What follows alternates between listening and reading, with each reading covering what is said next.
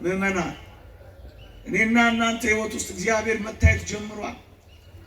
ሰዎች ሁሉ እኛን ሲያዩ እግዚአብሔርን ያያሉ። እግዚአብሔር ከእናንተ ጋር እንዳለ እናውቃለን ይሉታል። አባቴ እግዚአብሔር በእኛ ሕይወት ውስጥ ይሸተታል። የመንግሥተ ሰማያት ጣዕም የሕይወት ሽታ በእኔና በእናንተ ሕይወት ውስጥ ሌሎችን ያውዳል፣ መማረክ ይችላል። እግዚአብሔር በትዳራችን፣ እግዚአብሔር በኑሯችን፣ እግዚአብሔር በምንሰራው ስራችን ሁሉ ይታያል ሆይ ይያዛል ሆይ ቀሚሳችን ይፈውሳል ሆይ ነጠላችን ታውታ ይፈውስ ቢያንስ እግዚአብሔር ጋር ያደርሳል ሆይ ፍቅራችን፣ ፈገግታችን፣ ለጋስነታችን፣ መልካምነታችን፣ ሩሩነታችን ሰውን አስጥሞ ያስቀረዋል ሆይ። በስመ አብ ወወልድ ወመንፈስ ቅዱስ አሃዱ አምላክ አሜን። ክቡር አባታችን መልአከ ብስራት መምህር አብርሃም የደብራችን አስተዳዳሪ፣ ክቡራን ሊቃውንተ ቤተ ክርስቲያን፣ አበው ካህናት፣ መምህራነ ወንጌል፣ የተወደድክ ወንድማችን ዘማሪ ዳግም፣ ምእመናንና ምእመናት በልዑል እግዚአብሔር ስም እንደምን አደራችሁ? ክርስቶስ ተንሥአ እሙታን አሰሮ ለሰይጣን ሰላም ኮነ። አሜን። ስለ ክርስቶስ ያወራሉ። የሐዋርያው የቅዱስ ጳውሎስ መልእክት ለፊልጵስዩስ ክርስቲያኖች ምዕራፍ 1 ቁጥር 17 እኔ ከቁጥር 15 ጀምሬ አነባዋለሁ። አንዳንዶች ከቅናትና ከክርክር እንኳን፣ ሌላዎች ግን ከበጎ ፈቃድ የተነሳ ክርስቶስን ይሰብኩታል። እነዚህ ወንጌልን መመከቻ ለማድረግ እንደተሾምኩ አውቀው በፍቅር ይሰብካሉ። እነዚያ ግን በእስራቴ ላይ መከራን ሊያመጡብኝ መስሏቸው ለወገናቸው የሚጠቅም ፈልገው በቅን ሐሳብ ሳይሆኑ ስለ ክርስቶስ ያወራሉ ይላል። ስለ ቃሉ አምላካችን እግዚአብሔር የተመሰገነ ይሁን።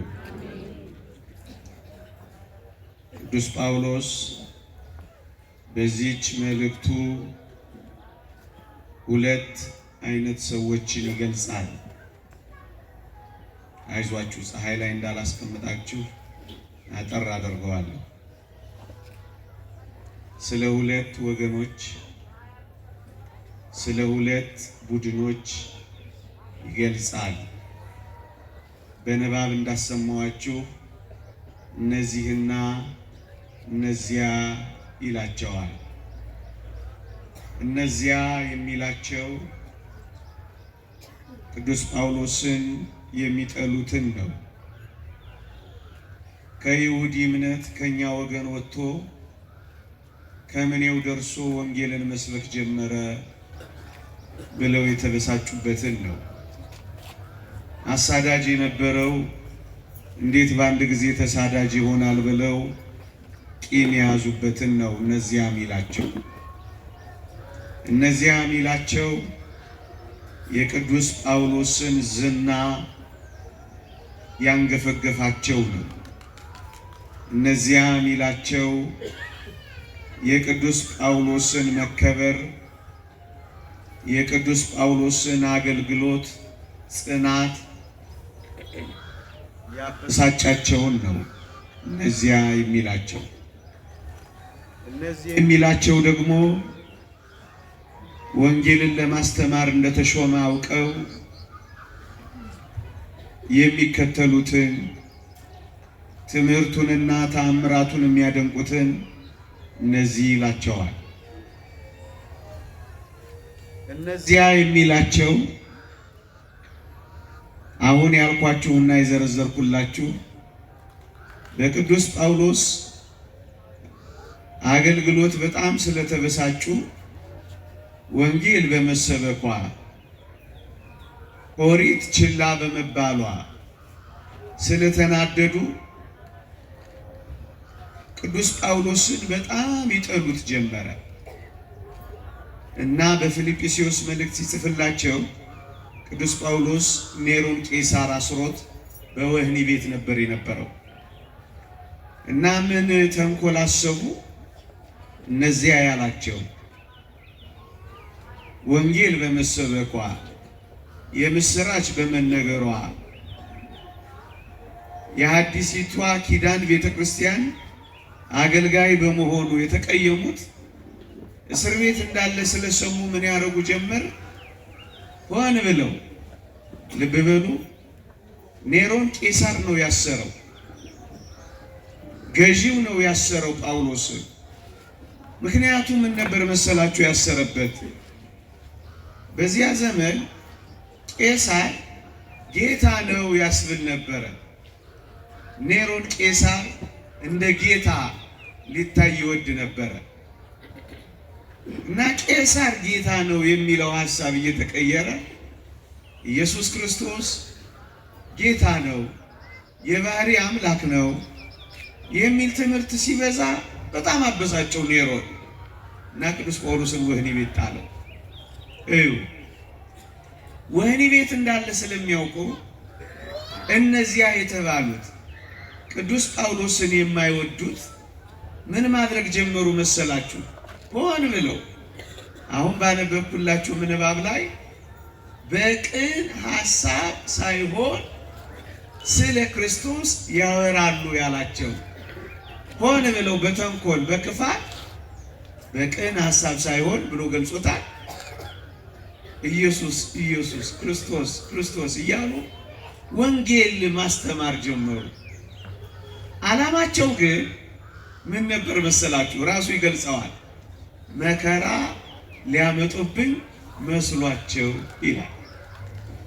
እዩ ኔሮን ወንጌል በመሰበኳ ኔሮን ጌታ አይደለም በመባሉ ተበሳይቶ ቅዱስ ጳውሎስን አስሮታል። አሁን የክርስቶስ ዜና ሲበዛ የበለጠ ይበሳጫል ኔሮን፣ የበለጠ ይናደዳል ኔሮን። ስለዚህ ምን ያደርጋል? ወደ ቅዱስ ጳውሎስ ዞር እያለ አንተ አይደለ ይህንን ስም እያበዛ መከራ የምታመጣብኝ የኔን ጌትነት የምታርቅብኝ እያለ የበለጠ መከራ ያጸናበታል ጳውሎስ ላይ።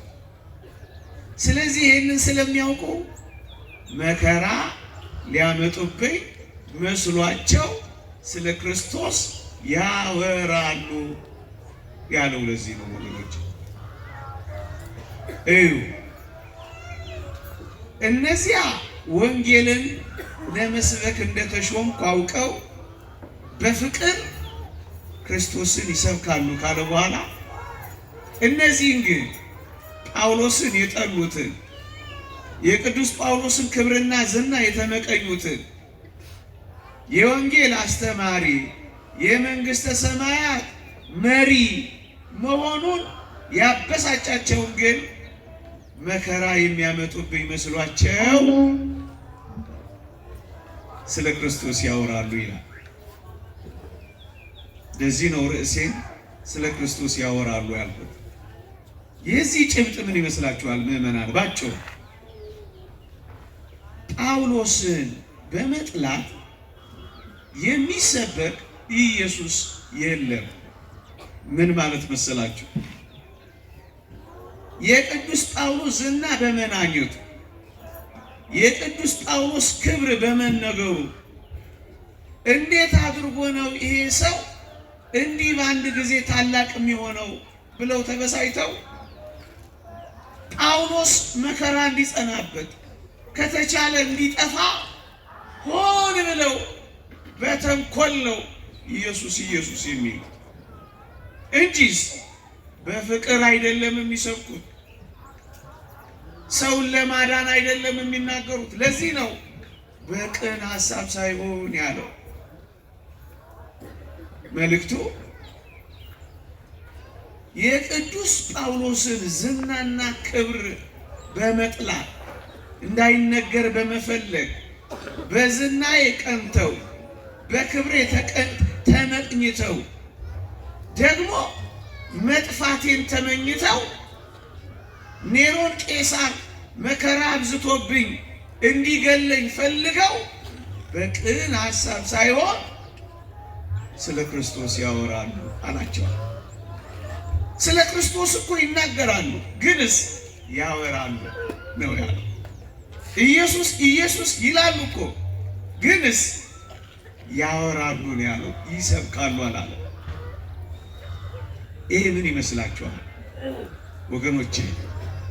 ቅዱሳንን በመጥላት የቅዱሳንን ትምህርት ከመስማት ከመበሳጨት ስለ ቅዱሳን ክብር አይነገር በማለት ቅዱሳን በቤተ ክርስቲያን እንዳይታሰቡ ጭራሽም እንዳይዘከሩ ጭራሽም ዜና ሕይወታቸው እንዳይናኝ በመፈለግ በዚህ ዘመን በቅን ሐሳብ ሳይሆኑ ኢየሱስ ኢየሱስ የሚሏል።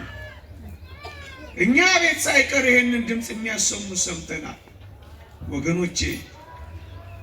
በቅን ሐሳብ ሳይሆን ወገኖቼ ስለ ክርስቶስ የተጋደሉትን እንደ ዛሬዋ ሰማዕት ያሉትን እንዳይነገሩ፣ እንዳይዘከሩ፣ እንዳይከበሩ፣ እንዳይመሰከሩ፣ ዝናቸው እንዳይናይ፣ ለክብራቸው ምስክርነት እንዳንሰጥ ዝም እንዲባሉ በመፈለግ ሆን ብለው በቅን ሐሳብ ሳይሆን ስለ ክርስቶስ ይሰብካሉ አይደለም የሚባሉት። እነዚህ ያወራሉ ነው የሚባለው። ወሬ ነው ነው የሚለው ቅዱስ ጳውሎስ ወገኖች፣ ወሬ ነው ወገኖች። ቅዱሳንን በመሰወር ወይም ስለ ቅዱሳን እንዳይናገሩ በማድረግ የሚሰበክ ወንጌል ምን አይነት ወንጌል ነው ወገኖቼ? ወንጌል የተገለጠው በሰማዕታት ተጋድሎ አይደለም። ወንጌል የተገለጠው በምስክሮቹ ትጋት አይደለም። ሰናይ ገሪሆሙ ለእለ ይዜኑ ሰናየ ዜና፣ የምስራችን የሚያወሩ እግሮቻቸው እንዴት ያማሩ ናቸው ብሎ እግሮቻቸውን እስኪያደንቅ ድረስ ከጫፍ ጫፍ ገስግሰው ስለ ወንጌል የተጋደሉ እኒህ ምስክሮቹ አይደሉም ወገኖቼ? እስኪ አስቡት። ወንጌልን መቀበል፣ ኢየሱስ ክርስቶስን መቀበል ቅዱሳንን ገሸሽ ማድረግ ይመስላችኋል? የምር እንነጋገር እስኪ። ወንጌል እንደዚህ አላለም። እናንተ የጣለ እኔ ጣለ አላለም። ቅዱሳንን በመጣል የሚከብር ጌታ ያለ ይመስላችኋል ወገኖቼ? እኛ እኮ ክርስቶስን ይበልጥ እያወቅን የመጣ ነው። ለክርስቶስ ባሳዩት ፍቅርና ተጋድሎ ሰማዕታትንም ጭምር እኮ እያየን ነው። እንዴት ቢወዱት እንደዚህ ሞቱለት፣ እንዴት ቢያፈቅሩት እንደዚህ ተጋደሉለት፣ እንዴት አድርገው በበረሃ መነኑለት፣ እንዴት አድርገው ዋዕዩን ቻሉለት፣ እንዴት አድርጎ ገባቸው፣ እንዴት አድርጎ ተረዳቸው ሆኖ የምንለው ወገኖቼ። ኤጲፋንዮስ የተባለ ታላቅ አባት እንዲህ አለ። ስለ እመቤታችን ሲናገር ማርያም ምንም እንኳን ቅድስት፣ ምንም እንኳን ውብ፣ ምንም እንኳን ንጽሕት ብትሆን አናመልካትም አለና፣ ነገር ግን ማንም ጌታን እወዳለሁ የሚል ማደሪያውን ማርያምን ግን የማያከብር ጌታን አያከብርም ነው ያለው። ቅዱሳንን መጣል ኢየሱስን የማክበር መገለጫ የሆነው ከመቼ ጀምሮ ነው? ሰማዕታትን በማጣጣል ኢየሱስን ማግኘት ያስተማረን ማን ነው? ወገኖቼ ንዑድ ክቡር ጳውሎስ በቃል ትምህርት፣ በኑሮ ሕይወት፣ በሞት ሰማዕትነት ኢየሱስ ክርስቶስን እንደገለጡ አያውቁም አንዳንዶች። እሱ በቃሉ እንደተናገረው ለእኔ ደግሞ እንደሚገባኝ ይገልጠው ዘንድ ጸልዩልኝ እንዳለ በቃል ትምህርት ገለጡልን፣ በኑሮ ሕይወት መሰከሩልን፣ መንገዱን አሳዩን፣ መሩን፣ ወደ እግዚአብሔር አደረሱን። በሞት ሰማዕትነት ደግሞ ጽናታቸውን አስተማሩ።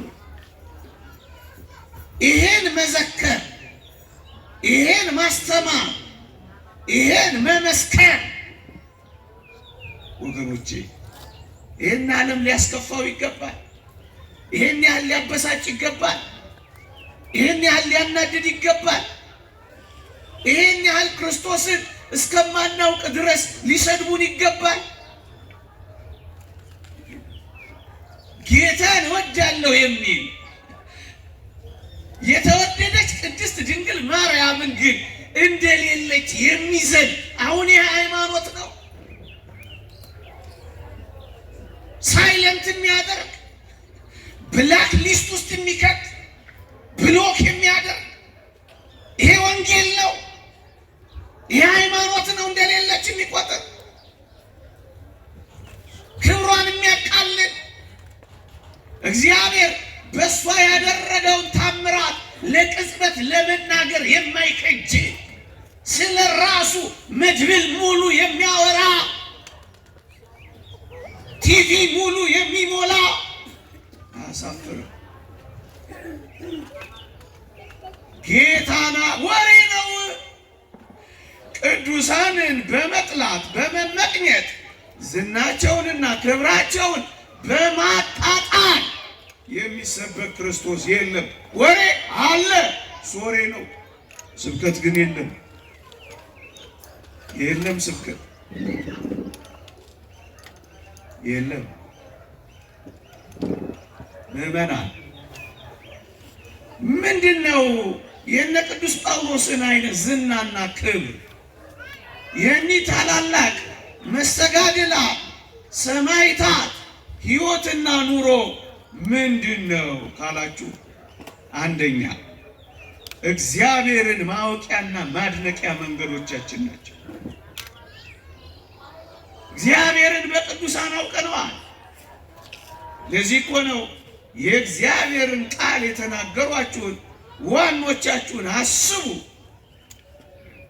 የእምነታቸውን ፍሬ ተመልከቱ እያለ መጽሐፍ ወደ ኑሯቸው ፍሬ የሚጋብዘን ለምን ይመስላችኋል? የኑሯቸውን ፍሬ ተመልከቱ። እንዴት እንደተጋደሉ፣ እንዴት እንደበረቱ፣ እንዴት እንደጸኑ፣ እንዴት እንደወደዱት፣ እንዴት እንደሞቱለት፣ እንዴት እንደተወራረዱለት፣ እንዴት እኩያት ፍትወታት ርኩሳት መናፍስት አጋንንት ድል እንደነሱ የኑሯቸውን ፍሬ ተመልከቱ። አትመልከቱ የሚል የት አለ? ተመልከቱ። ለምን? ስለ እግዚአብሔር ያሳውቁናል። ስለ መድኃኒታችን በቃል ትምህርት፣ በኑሮ ሕይወት፣ በሞት ሰማዕትነት ይገልጹልናል። ጎርጎርዮስ ዘንዚናዙ እንዲህ ይላል፣ የእግዚአብሔር ሰዎች ያደረጉትን ተአምራት ያገኙትን ኃይልና ጥበብ እያየ ተቀባዮቹ እንዲህ ከሆኑማ ሰጪው ደግሞ እንዴት ይሆን እያል እንደነቃለን ይላል። ተቀባዮቹ በሚያደርጉት ተአምራት፣ በሚሰሩት ኃይል፣ በሚያገኙት ጥበብ ሰጪውን እናደንቃለን ይላል። እንዴ ታዲያ ስለማን ነው የምናወራው? ስለ እነሱ መናገር ስለ ክርስቶስ መናገር አይደለምን? ስለ እነሱ ማስተማር፣ ተጋድሏቸውን መስበክ፣ ጽናታቸውን ማድነቅ፣ ማሞገስ፣ ይሄ እግዚአብሔርን ማድነቅ አልመስላቸው አለን። ለዚህ ነው ይኸው ጎርጎርዮስ አትናቴዎስን ማወደስ ጸጋ እግዚአብሔርን ማወደስ ነው ይላል። የሰጣቸውን ኃይል፣ ያገኙትን ጥበብ፣ ታምራታቸውን እንዴት እናደንቃ! ይሄ እኮ ነው ቤተ ክርስቲያን ውስጥ ያለው ወገኖች። ሌላ ምን አለን? በሞቴ አንድ ነገር ላስታውሳችሁ። እዛ መጽሐፈ ኢዮብ ምዕራፍ 29 ቁጥር 11 ላይ ያየችኝ ዓይን መሰከረችልኝ፣ የሰማችኝም ጆሮ አሞገሰችኝ ይላል ጻድቁ ኢዮብ። ድሃውንና ችግረኛውን ረድቼ ነበርና ይላል። ምዕመናን ድሃውንና ችግረኛውን ስለረዳ ፈንታ ጻድቁ ኢዮብ ያየችው ዓይን ሁሉ ትመሰክርበታለች፣ የሰማችው ጆሮ ሁሉ ታሞግሰዋለች። ምክንያቱም ድሆችን አጥግቧል፣ የተጠሙትን አርክቷል፣ ያዘኑትን አጽናንቷል። ይህንን ሰፋ እናድርገው።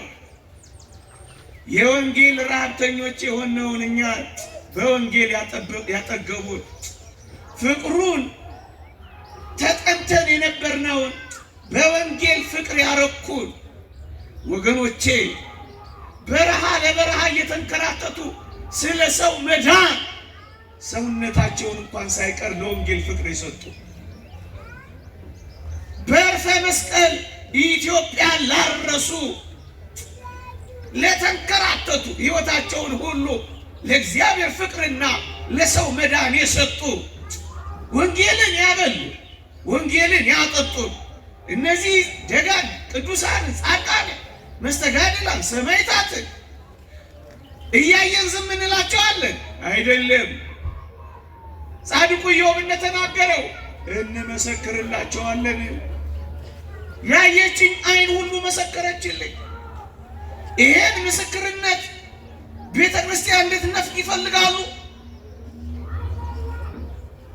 ደግሞስ የሰማችኝም ጆሮ ሁሉ አሞገሰችኝ ይላል። ይሄን ሙገሳ እኮ ነው አንዳንዶች መከልከል የሚፈልጉት። ይሄን ሙገሳ እኮ ነው ማስቆም የሚፈልጉት። እኔ አይደለም ነው የእግዚአብሔርን ቃል ነው የምነግራችሁ።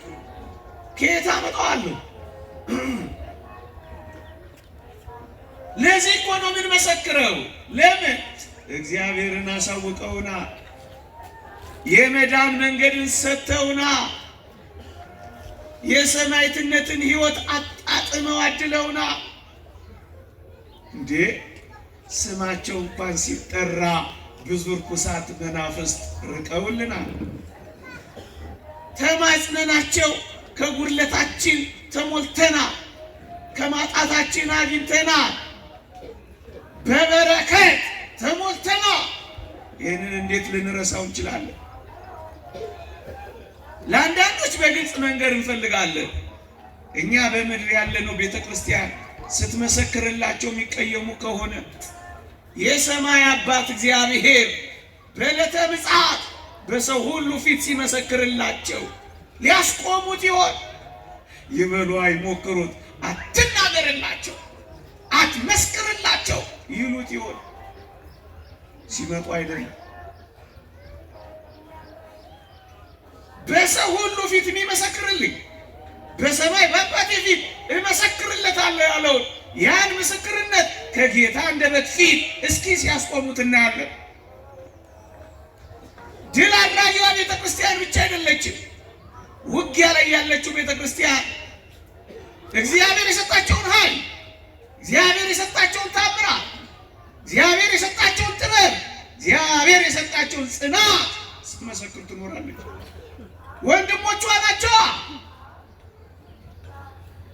ስለ ወንድም አትመሰክርም አንተ?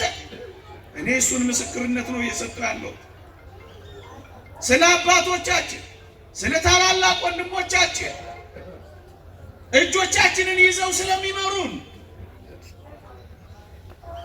ስለ እነዚህ ስለ እግዚአብሔር መስተጋድላ ስለ ብርቱ ተጋዳዮች ወንጌል እንዴት ዝም ማለት ይችላል ወገኖቼ? ይሄ እግዚአብሔርን ማወቂያ እግዚአብሔርን ማድነቂያ መንገዳችን ነው ወገኖቼ። ይሄን በማድረጋችን ኢየሱስ ክርስቶስን የበለጠ እናውቀዋለን፣ የበለጠ እንሰብከዋለን፣ የበለጠ እንጸናለን፣ የበለጠ እንረዳለን ወገኖቼ። ሁለተኛ አምላካችን ኢየሱስ ክርስቶስን የምናይባቸው የምናውቅባቸው መስታወቶቻችን ናቸው። ወደ እሱ ለመሄድ በምናደርገው ጉዞ ኮቴና ዳናዎቻችን ፈለጎቻችን እኮ ናቸው። እንዴት እንደደረሱ፣ እንዴት እንዳገኙ፣ እንዴት እንደጸለዩ፣ እንዴት እንደተግባቡ የምናጠናባቸው እኮ ናቸው ወገኖቼ። ቅዱሳንን ብቻ በማየት ሕይወታቸውን ኑሯቸውን ብቻ በማየት መቀደስ ይቻላል። የቅድስና ትምህርት ቤቶች እኮ መቀደስ ትፈልጋላችሁ? እንግዲህ አሁንስ እንደነዚህ አይነት ቅዱሳንን ተመልከቷቸው። በሞቴ ሙሴ ጸልይ፣ ጥቁሩ ሙሴ፣ ኢትዮጵያዊ ሙሴ ከውንብድና ሕይወት ወደ ክርስትና እንዴት እንደመጣ ሰምታችኋል። እግዚአብሔርን ማየት እፈልጋለሁ እያለ ወንበዴ ጓደኞቹን ጠየቃቸው። ወንበዴ ጓደኞቹን መከሩት። ምን አሉት መሰላችሁ? እግዚአብሔርን ማየት ከፈለክ ገዳመ አስቄጥስ ግባ ይሉት መሰላችሁ? አዎ፣ እግዚአብሔር በቅዱሳን ዘንድ ስፍራ አለው። እግዚአብሔር በንጹሐን ልብ ውስጥ ይታያል። እግዚአብሔር በተጋዳዮቹ ሕይወት ውስጥ ይነበባል። እግዚአብሔር በእነዚህ ቅዱሳን ሕይወት ውስጥ የማይወላገድ የማይደበዝዝ ፊደል ሆኖ ይጠናል። በምን ቃል ልናገር? እግዚአብሔርን እናነበዋለን፣ እግዚአብሔርን እናጠናዋለን፣ እግዚአብሔርን እንተዋወቀዋለን። ለዚህ እኮ ነው ቅዱስ ጳውሎስ በዚህ በሁለተኛ ቆሮንቶስ መልእክት ምዕራፍ 3 ላይ በቀለም ሰዎች ሁሉ የሚያውቁትና የሚያነቡት በልባችን የተጻፈ መልእክታችን እናንተ ናችሁ ያላቸው። የሚነበቡ ፊደላት፣ የሚታወቁ መጻሕፍት፣ መጽሐፍ ቅዱስ ወንጌል ማለት ናቸው እነሱ።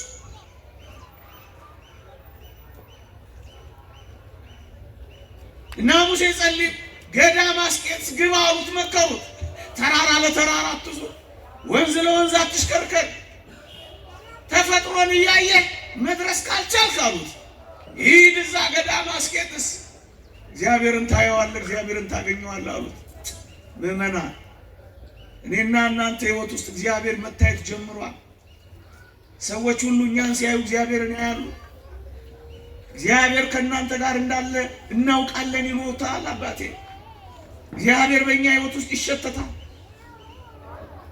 የመንግሥተ ሰማያት ጣዕም፣ የሕይወት ሽታ በእኔና በእናንተ ሕይወት ውስጥ ሌሎችን ያውጃል፣ መማረክ ይችላል። እግዚአብሔር በትዳራችን፣ እግዚአብሔር በኑሯችን፣ እግዚአብሔር በምንሰራው ስራችን ሁሉ ይታያል ሆይ? እናንተ ቤት እግዚአብሔር ይታያል? እናንተ ቤት እግዚአብሔር ይሸተታል? እናንተ ሕይወት ውስጥ እግዚአብሔር ይታወቃል ሆይ? ዘፈን ወይስ መዝሙር ነው የምታስተዋውቁት? ንጽህናን ወይስ ርኩሰትን ነው የምታስተምሩት? ጭምትነትን ነው ተናጋሪነትን ነው እናንተ የምትናኙት? ክርስቶስን ነው ቤልሆርን ነው ለዚህ ዓለም የምታስተዋውቁት እናንተ?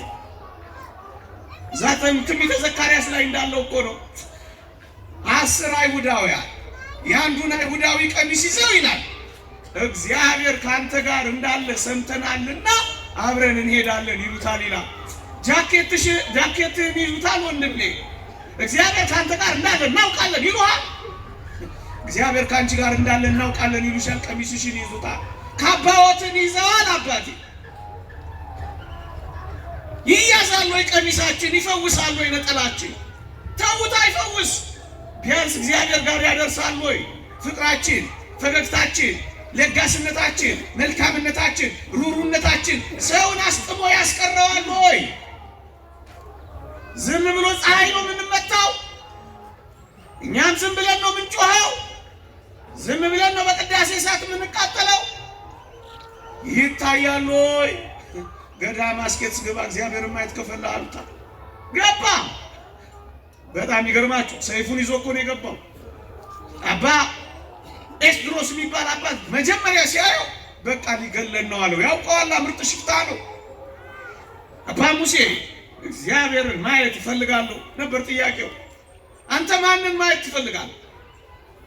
ዝነኞችን፣ የምድር ዘፋኞችን፣ ባለጸጎችን፣ መሪዎችን፣ ውብና ቆንጆ ሰልካኮችን፣ መለሎችን ማንን ማየት ትፈልጋለህ? ማንን ማየት ትፈልጊያለሽ? ጥያቄው እግዚአብሔርን ማየት ትፈልጋለሁ። በቃ የክርስቲያን ጥያቄው የተወደደ የጌታችን የፊቱን መልክ ማየት ብቻ፣ ሌላ ምንም። አባ መቃርስ ጋር ወሰደው ይላል ታሪኩ። አባ መቃርስ አጭር ቃል ተናገረው። እኔ የማስተምርህን ከጠበቅ እግዚአብሔርን ታየዋለህ አሉ። መነኮሳቱ የሚሰሩትን እያየ የሚያስተምሩትን እየቆጠረ አባ ሙሴ ተለወጠ። የተወደዳችሁ ክርስቲያኖች ስንት ጊዜ መተን ሳንለወጥ ወጥተን ይሆን? ስንት የእግዚአብሔር ቃል እንደ ዝናብ ጠጣን፣ ጥቂት ፍሬ አፍርተን ይሆን? ጨዋዎች ሆነናል፣ ጭምቶች ሆነናል፣ ለጋሶች ሆነናል፣ አመስጋኞች ሆነናል፣ ተደጋጋፊዎች ሆነናል፣ ተገፈታታሪዎች ሆነናል፣ አክባሪዎች ሆነናል፣ ትዳራችንን ጠባቂዎች ሆነናል። ምን ለውጥ አምጥተናል? የኃጢአት ሰይፋችንን ጥለናል፣ ስካራችንን ጥለናል፣ ሱሳችንን ጥለናል፣ ሐሜታችንን ጥለናል። ምን ጣል ለውጥ? አባ ሙሴ ሰይፉን ጣለ። ምን አየ? ሕይወት አያ፣ ተለወጠ። ዛሬ በግብፅ የሚታወቅ የሚከበር ታላቅ አባት ገናና ሰው ሆነ። እዚህ ኢትዮጵያ እኮ ነው፣ አክሱም እኮ ነው የተወለደው። በግብፅ ከበረ። እንዴት ይደንቃሉ ወገኖቼ! ክርስትና እንደዚህ ናት። ሰፈሬ ወንዜ የኔ ሰው ስለሆነ ነው፣ የኔ ሀገር ቋንቋት አረ የለም። እንደዚህ ወላጆቻቸውን ትተው ነው የመጡት። እንኳን አይደለም መንደራቸውን፣ አንተ የሥጋ ዘመዶቻቸውን አያውቁትም። ንጹሐኑ ደግሞ አንተ ጎትተህ ገና ልትቀጣቸው ነው እዚህ ሰፈር ውስጥ። ከቻላችሁ እንደ ንጹሐኑ እንደ ቅዱሳኑ አባቶቻችን ሁሉልን እና አቡነ ሰላማ በረከታቸው ይደርብንና ከየት ሀገር ነው የመጡት ሲሏቸው ይዘገንናቸው ነበር አሉ። አይ ነውር ነው፣ አይጠየቅም። ጳጳስ እንደዚህ አይጠየቅ፣ ካህን እንደዚህ አይጠየቅ። ነውር ነው፣ ሰው አይጠየቅ። ሰዎች ይህ ያስደነግጥ ነበር እኮ። አሁን ነው እንደዚህ ብሎ ረንቤት ይከባል። ተው እንመለስ ወደ እግዚአብሔር። ስህተት ከሆነ ስህተት ነው፣ ትክክል ከሆነ ትክክል ነው። የኔ የዛ የሚባል የለም። ወንጌል ዜግነቷ ሰማያዊት ነው። አባ ሙሴ ተቀየረ። ምን አይቶ? ሕይወት አይቶ ነው። መስታወቱ ታሳይ። በጣም ይደንቃቸው። ይህ ሰው በርበራውያን ገዳሙን ለማጥፋት ሲመጡ አባ ሙሴ መጨረሻ ቃል ተናገረ። ምን አለ? ስጠብቃት የቆየሁት ይቺ ቀን ደረሰች ብሎ በሰማዕትነት ሕይወቱን አጠናቀቀ። በረከቱ ይደርብን። ገዳም ውስጥ እግዚአብሔርን አየው፣ እግዚአብሔርን አሳየው። ክርስቲያኖች አንዳችሁ ለአንዳችሁ እግዚአብሔርን እንደ መስታወት እያብለጨለጫችሁ ማሳየት ነው ስራችሁ። እኛም እንደሱ ነው ስራችን። የሕይወት ሽታ የመዓዛ ሽታ ኖሮን እናንተ በዚህ የመዓዛ የሕይወት ሽታ ልናውድ ነው ክርስቲያንና አገልጋዮች የሆኑ እግዚአብሔር እናይባቸዋል። በደንብ ካያችኋቸው ለዚህ እኮ ነው ቅድስት አርሴማ ቅዱሳንን ሁሉ የምናየው የኑሯቸውን ፍሬ በገድላቸው፣ በስንክሳራቸው፣ በተአምራታቸው የምንመለከተው ለምን ይመስላችኋል? መስታወቶቻችን ስለሆኑ እኮ። ሌላ ምን አለ? አባ መቃርስ ጋር የሄዱ 3 ሰዎች በጥያቄ ያጣድፉታል። ሁለቱ በጥያቄ ያጣድፉታል። አንዱ ዝም ብሎ ጥያቄ ጠይቀው ዝም ብሎ ህይወቱን አኗኗሩ መልሱን ብቻ ይሰማል። ከብዙ ጊዜ በኋላ አባ መቃርስ አንደኛውን ጠየቀው። እነዚህ 2ቱ ጥያቄ ጠይቁኛል፣ አንተ ምን ነው ማትጠይቀኝ አለው አሉ። ያኛው ብላቴና ምን አለው? አባ መቃርስ ሆይ ለእኔ አንተን ማየት ብቻ በቂ ነው፣ መልሴ ነህ አለው። ክርስቲያን መሆን ትፈልጋላችሁ? ቅዱሳን የኖሩበትን መንገድ ተመልከቱ። ክርስቶስ ጋር መኖር ትፈልጋላችሁ? እንግዲያውስ ይህንን ዳናና ኮቴ ፈለግ ተከትላችሁ ሂዱ። ምሳሌውን ትቶልን አልፏል። እሱን ይዘው ተከትለው ያለፉትን ተከተሉ። እሱን ነው እኮ የኑሯቸውን ፍሬ ተመልከቱ የሚለው። ሌላ ምንድን ነው? ይሄን አትናገሩ፣ ይሄን አትመስክሩ፣ ይሄን አታስተምሩ፣ ይሄ የለም ይጥፋ ማለት ግን የተወደዳችሁ ክርስቲያኖች ስለ ክርስቶስ ማውራት ነው፣ መስበክ አይደለም። ሶስተኛ ትምህርቴን ላጠላቅ ወገኖች፣ እንደነ ቅዱስ ጳውሎስ ያሉ መስተጋድላ ቅዱሳን ንጹሐን ሰማዕታት ለምንድን ነው እግዚአብሔር የሰጠን ካላችሁ አጭር ቃል የእግዚአብሔር የፍቅሩ መገለጫዎች እኮ ናቸው። እንዴት እዩ። እኔና እናንተ ለእግዚአብሔር በእጅጉ አልቀናል። ጥብቅ የሆነ መንፈሳዊ ሕይወት የለንም። መንኖ ጥሪትም ትጋሃ ሌሊትም ይጎለናል፣ ባዶ ነን። እናስ የእግዚአብሔር ፍቅር በዚህ ውስጥ ምንድነው ካላችሁኝ ቅዱሳንን በማሰብ በመዘከር በማገዝ በመርዳት እግዚአብሔር የሚሰጠውን ዋጋ መካፈል ነው። ምሳሌ ልስጣችሁ፣ በሞቴ ስሙኝ። ምሳሌ ልስጣችሁ። ወንጌል እንዲህ ይላል፣ ነቢይን በነቢይ ስም የተቀበለ የነቢዩን ዋጋ ይወስዳል፣ ጻድቁን በጻድቅ ስም የተቀበለ የጻድቁን ዋጋ ይወስዳል ይላል። እዩ እዩ፣ የእግዚአብሔርን ሰዎች ስንቀበል የእግዚአብሔርን ሰዎች ዋጋ ይወስዳል ነው የሚለው። እግዚአብሔር ዋጋቸው እናገኛለን። እግዚአብሔር ደካሞች ለሆነው ለኛ ከብርቱዎቹ ዋጋ ያካፍለናል። ዋጋው አያጣም። ዋጋውን እሰጠዋለሁ፣ አካፍለዋለሁ። ዋጋው አይጠፋም ብሏላ። ይሄ ምንድን ነው ካላችሁ የእግዚአብሔር እኛን ለማዳን ያሳየው ሰፊ ፍቅር ነው፣ ጥልቅ ፍቅር ነው።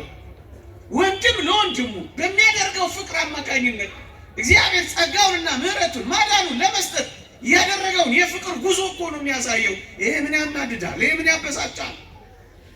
ጻድቅን በጻድቅ ስም የተቀበለ የጻድቁን ዋጋ ይወስዳል። የጻድቁን ዋጋ ይወስዳል። እግዚአብሔር ነው የተናገረው። ይሄ ምን ያስቆርፋል? ይሄ ምን ያበሳጫል? ይሄ ምን ያናድዳል? ይሄ እኮ እግዚአብሔር የማዳኑ ሰፊው እድል ነው። የተከፈተ የማዳን በሩ እኮ ነው። ምሳሌ ልስጣችሁ። ይሄ በምድር ላይ እኮ አለ። ለምሳሌ ሁሉ ጊዜ ምሳሌ ጠቅሳለሁ። ትምህርት አስተምር ኃይለ ገብረስላሴ 27 ወይም 28 ሪከርዶችን ሰብሯል። ሁሉ ጊዜ ግን እሱ ሲያሸንፍ አብሮት አንድ ሰው አብሮት ይሸለም ነበር። ማን ነበር እሱ? ኃይሌ ባሸነፈና ሽልማት በተቀበለ ቁጥር አንድ ሰው አብሮ ይሸለም ነበር። ያሮጣ አንድ ሰው ይሸለም ነበር። ማን ነበር እሱ? አሰልጣኙ ወልደ መስቀል ኮስትሬ። እንኳን ሊሮጥ እኔ አቻቸዋለሁ በበትር በከዘራ ነው የሚሄድ። ለምን ነው የሚሸለሙት? ለምን ነው ከሽልማት የሚካፈሉት? አሰልጥነውታል፣ አግዘውታል፣ በመንገዱ ሁሉ ረድተውታል። ከኃይሌ ሽልማቶች ጥቂት ሽልማቶች ዋጋ ይቀበላል። ምድራዊው ይሄ ከሆነ በመንገዳችን ሁሉ ቅዱሳንን ስናስብ ስንዘክር ለቅዱሳን በምናሳየው ፍቅርና ክብር እግዚአብሔር የቅዱሳንን ዋጋ ያካፍለናል። ይሄ እግዚአብሔር ፍቅር ነው። አትበሳጩ አንዳንዶች። ይሄ እግዚአብሔር የማዳኑ ጸጋ ነው። አትናደዱ።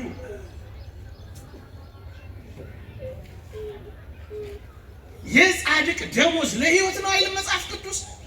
ዋጋ አይጠፋበትም አለ አይደል? ዋጋው ደሞዝ ነው።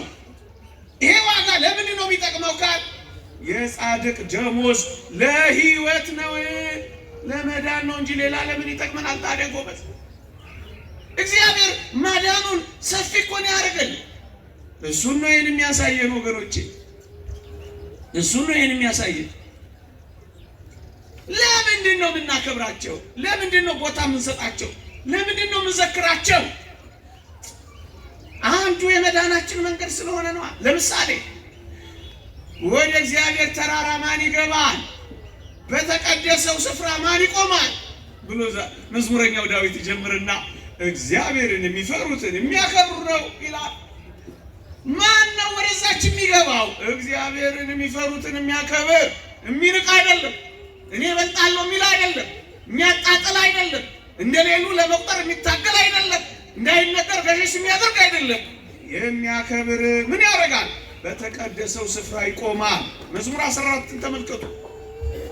አያችሁ፣ የጻድቅ ደመወዝ ለሕይወት ነው፣ ዋጋው አይጠፋበትም ካለ ይህ እግዚአብሔር የፍቅሩ ማዳን መንገዱ አይደለም።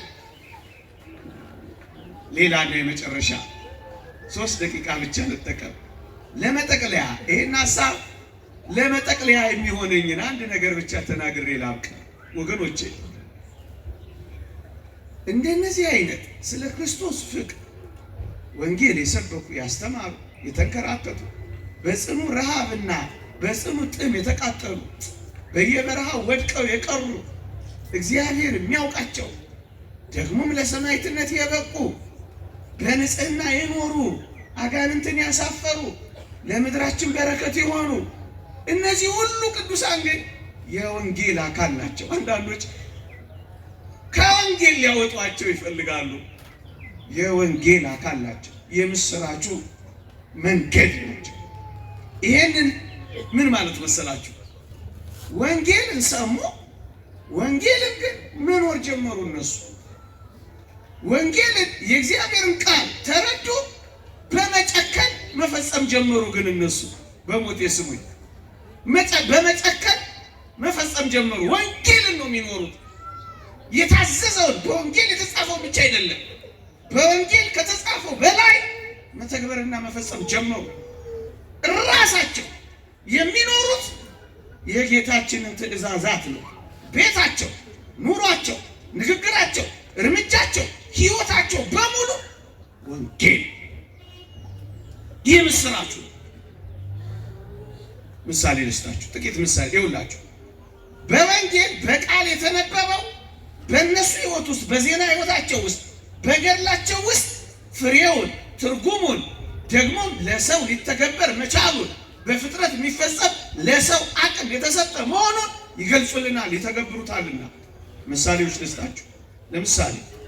ለምሳሌ አንድ መናኒ ባሕታዊ፣ እውነተኛ ታሪክ ነው የምነግራችሁ። ጸሎት እንዳቋርጥ ብሎ ጸጉሩን አስረዘመና ዛፍ ላይ አሰረው ይላል ያነበብኩት ታሪክ። ልክ እንቅልፉ ሲመጣ ያሰረው እዛ ከዛፍ ላይ ይጎትተዋል። ሲጎትተው ስብሐተ እግዚአብሔሩን ይቀጥላል። ምን ማለት መሰላችሁ? ሳታቋርጡ ጸልዩ የሚለውን ለመፈጸም በመጨከን ጸጉሩን ዛፍ ላይ እስከማሰር አስሮ ጸሎቱን እጆቹ እንደዘረጋ ዛፍ ላይ ቆሞ ይኖራል። ይሄ እኮ በጣም ከባድ፣ እንኳን ለመኖር ለመናገር ጨክኝ ከብዶኛል። እናንተንም ሳሰማችሁ ዘግኖኛል። ግን የኖሩ አሉ፣ በሞት የኖሩ አሉ።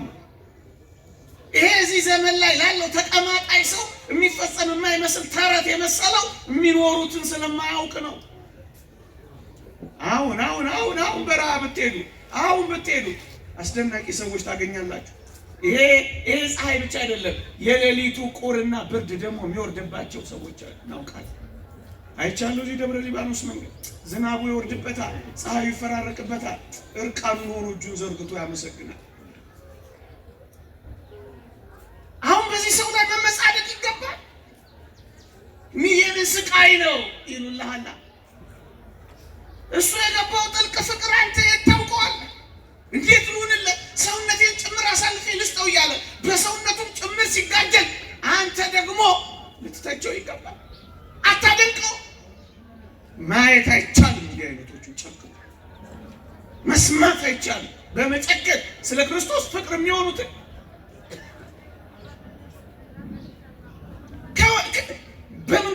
መናገር ነው። ጥልቅ ፍቅር ሲገባቸው እንዴት እንደሚሆን እኮ አይታወቅም። እንደ እብድ ሰው ላለው እኮ የሚሆን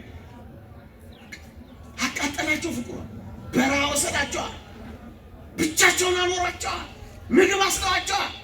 አሁን እነዚህን ሰዎች እንደው እንዲያና እንዲህ እየተቀማጠሉ ማማትና እንደሌሉ መቁጠር ወንጀል አይደል? በሞቴ ስለ ስምዖን ጫማ ሰፊው መነጋገር ስለ ወንጌል መነጋገር አይደለም እንዴ? ጌታ በወንጌል ምንድን ነው ያለው? የሰናፍጭ ቅንጣት ታክል እምነት ካለ ይሄን ተራራ ተነቅለ ወዲያ ሂድ ብትለው ይሆናል አለ። አሕዛብ ይሄን ጥያቄ ጠየቁ። አንድ እግዚአብሔር ሰው ተገኘ መንደር ውስጥ ስምዖን የሚባል። ከፈለጋችሁ አሁን ሂዱና የሞቃጣንን ተራራ ቼክ አድርጉት። ግብፅ ውስጥ ተረት አይደለም እናወራው። ጎርጎርዮስ ዘኑሲስ ስለ እህቱ ማክሪና ሲናገር ያደረገችው ታምር የሰራችውን ስራ ለአንዳንዶች ብነግራቸው ተረት ስለሚመስላቸው አላወራላቸውም ብሏል። አንነግራቸውም።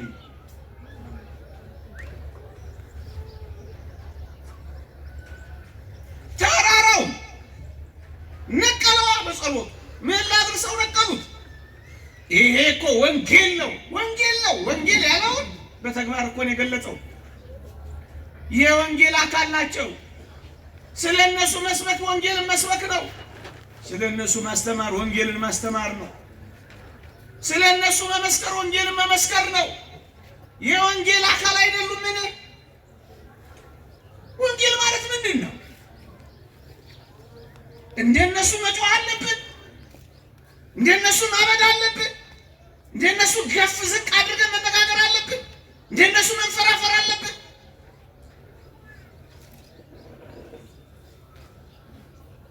ይቅርታ እንደው የማይገባ ነገር ውስጥ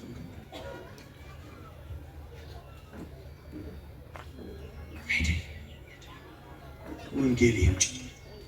እዩት፣ ወንጌልን በእጃችሁ እዩት። የቅዱሳን ሕይወት ውስጥ ስለ ስምዖን ጫማ ሰፊ መነጋገር ስለ ማቴዎስ ወንጌል ምዕራፍ 17 መተረክ ማለት ካልሆነ ሌላ ምንጭ ይኸው ተከበረው። በቃል የሚነገር ብቻ አይደለም፣ በተግባር የሚኖር ነው። ይኸው አሳየው። ይሄንን እኮ ነው ቤተክርስቲያን የምትተርከው። ከዚህም ደግሞ በላይ ያልፋሉ።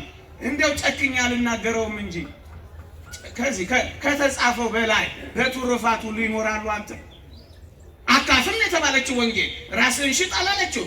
ያንን አላያችሁትም? ታምረ ማርያም አልሰማችሁ? ግብፅ ውስጥ የታወቀ ታሪክ አታውቁም? ራሱን ሸጠ። ይሄ ታሪክ ተረት ነው ለአንዳንዶች፣ ተረት ነው ለአንዳንዶች።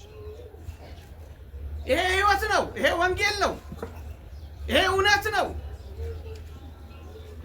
ያችን ሴት 2 ዲናር የሰጠችውን ሴት ጌታን ምን ብሎ እንዳደነቃት እንዳሞገሳት አታውቁም? በምኩራብ ከሚጥሉት 2 ዲናር ጣለች። ያላት እሷ ብቻ ናት። ትዳሯን ሰጠች ብሎ አደነቃትና ይህ ወንጌል በሚነገርበት ስፍራ ሁሉ ለእርሷ ደግሞ መታሰቢያ እንዲሆን ይናገራል። 2 ዲናር እኮ ነው የሰጠችው፣ ግንስ አደነቃት፣ አሞገሳት። ጌታ እኮ ነው ይሄን ያደረገው። 2 ዲናር አይደለም፣ አንድ ሕይወታቸውን የሰጡት እነ ቅድስት አርሴማ እና ዝም እንበል አንናገር በቃ። ዲናራቸውን አይደለም፣ ሕይወታቸውን፣ ገንዘባቸውን አይደለም፣ አካላቸውን፣ ትዳራቸውን። እንዴ ሀብላቸው እንዳይመስላችሁ፣ አንገታቸውን፣ ቀለበታቸው እንዳይመስላችሁ፣ ጣታቸውን ካባ አይደለም ያመጡት፣ ቆዳን ያስገፈፉት እና አይነገርም። የወንጌል አካል አይደለም ይሄ።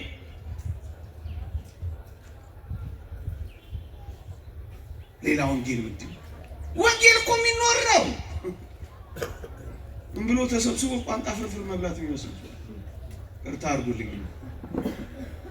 አይደለም አይደለም፣ በፍጹም አይደለም፣ በፍጹም አይደለም። መፎከር አይደለም፣ አደባባይ ለአደባባይ በጸጥታ መኖር፣ በጸጥታ መኖር። ስለ ክርስቶስ ያወራሉ። ቅዱሳንን እየጠሉ የተወደደች ቅድስት ማርያምን እየናቁ እንደሌሉ እየቆጠሩ